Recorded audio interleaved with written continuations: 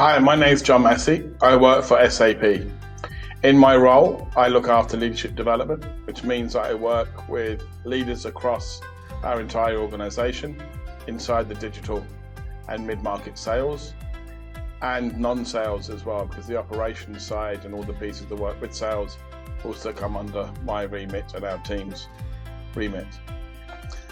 SAP and myself decided that I would be accepted for the Masters 4 years ago, and it was my fourth time of applying, and I'm glad to say it was a journey that was better than I could have anticipated, and it has certainly been one that I've recommended to others since, and we've had people that on the last two cohorts have come from the business that I'm part of, and equally they're glad that they've also taken on the massive commitment that this was and should be.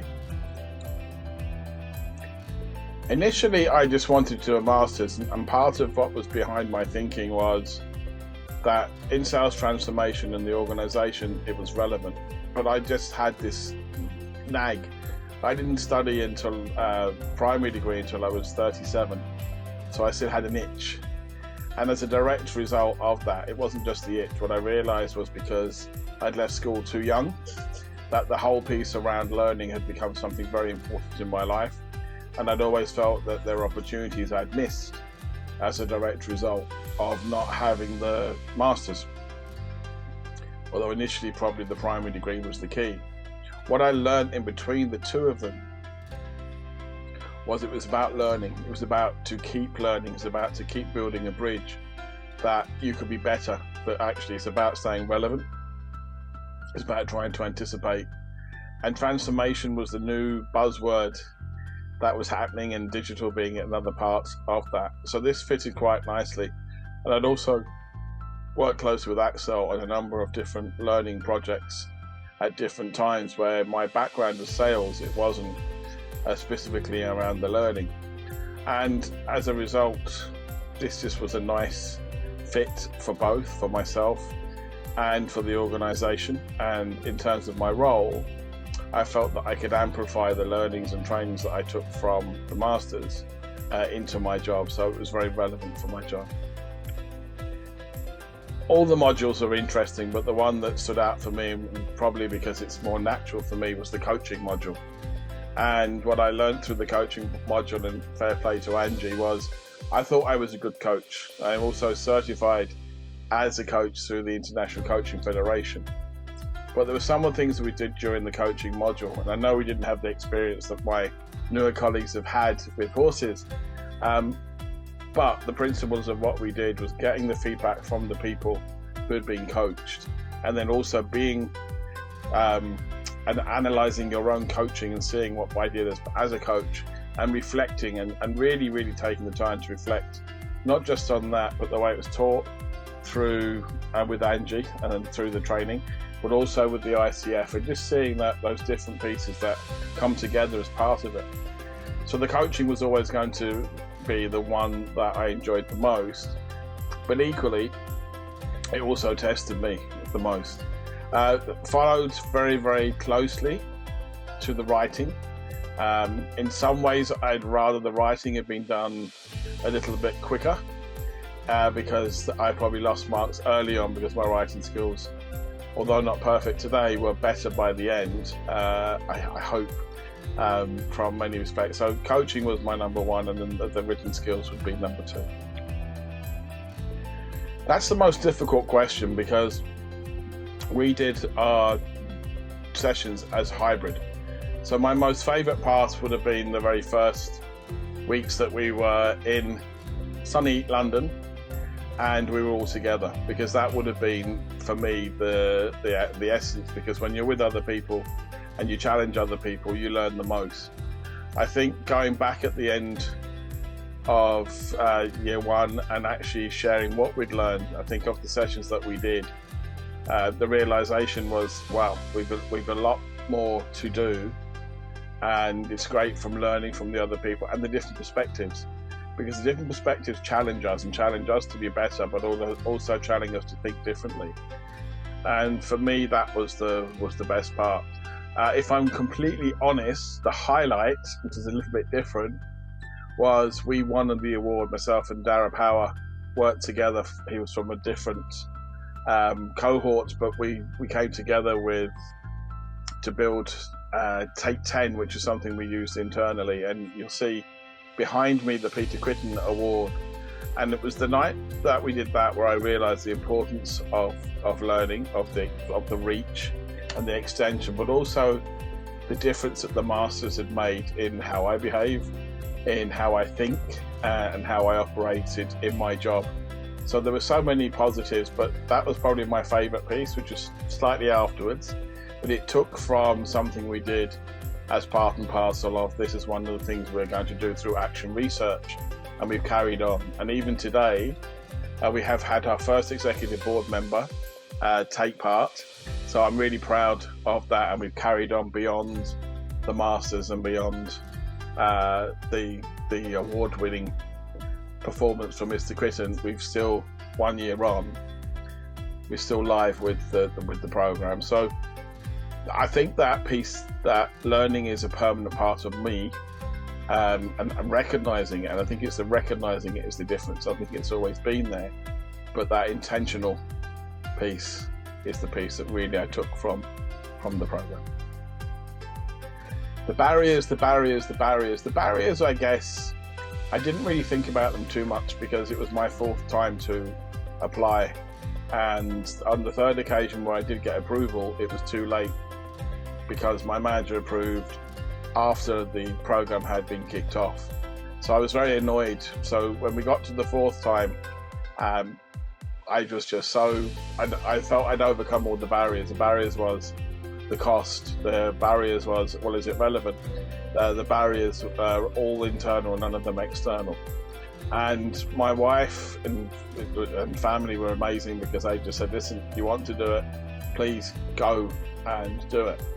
And where that was different is that sometimes at the weekends, I was less available than I would have been in the past.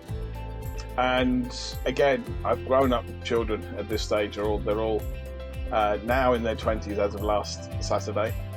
So you get on with it. So barrier-wise, there weren't too many barriers. But what I say in terms of being fully committed to the program, you don't realise when you start off what fully committed means and how much you need to put in.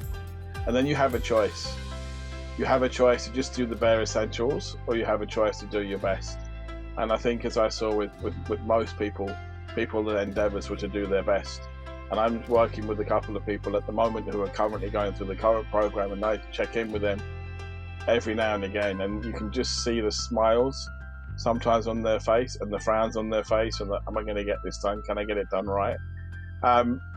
And you get on with it. And what was wonderful for me was, when I look back, it was an incredible experience, perhaps one that I didn't fully appreciate at the time, but now 2 years on, I think that I do. My sister came with me to the graduation. I was proud of, my wife was with me as well, and of course I was delighted that she was with me, but my children also have got their degrees. So the education piece was important, but on graduating, I just felt as though something that I had for a long time thought would never be there. You realise that actually I was empowered to do that, and it was just a question of, once the organisation also supported it and I could commit both the time and the space, because you do need space, and the space you need is headspace to do these things, that I was really blown away. And when you're in the auditorium and you see all the other people walking around, you see the smiles and all the faces, it makes all the weekends that were spent, or the late nights, or the last minute submissions, the thinking afterwards, should I have written it this way, should I have done it that way,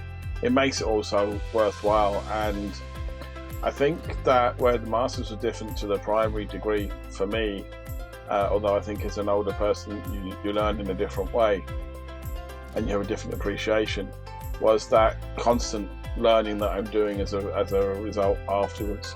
we've learnt and taught to teach different trainings and different pieces where I'm reading more differently, and it's rubbed off on my team.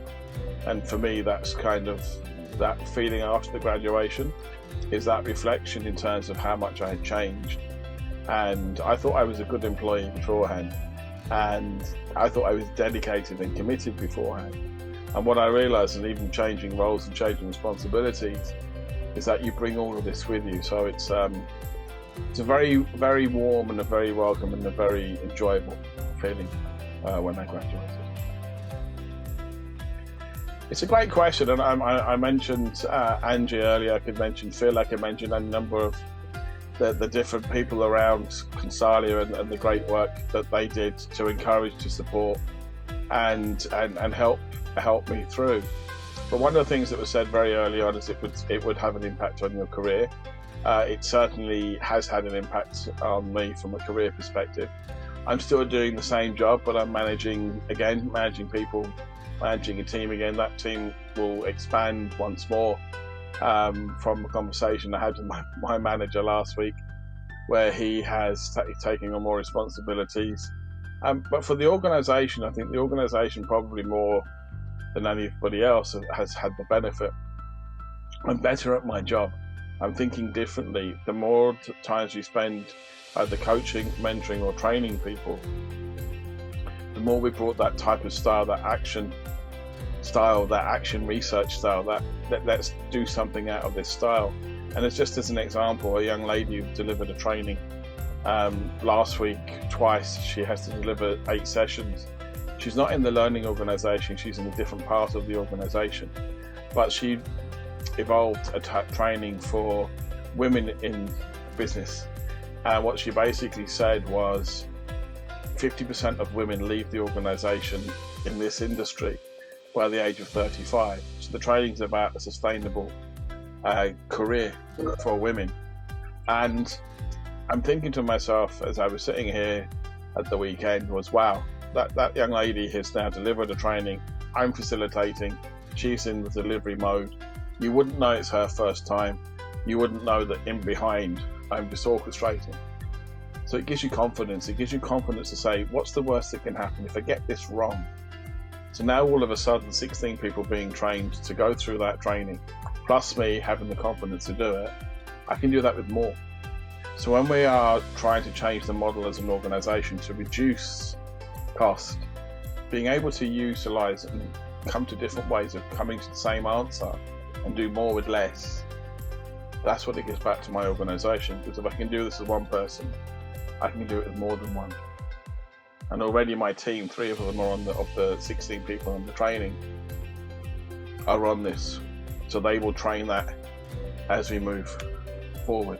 So when you look at the numbers we're trying to drive in terms of a positive discrimination, in terms of giving females more courage to go for the jobs that they're capable of, we're also driving that agenda as well. So there's multiple ways I can think about it, but they're the pieces. In terms of Take 10, we will have gone through over 1,000 hours of learning.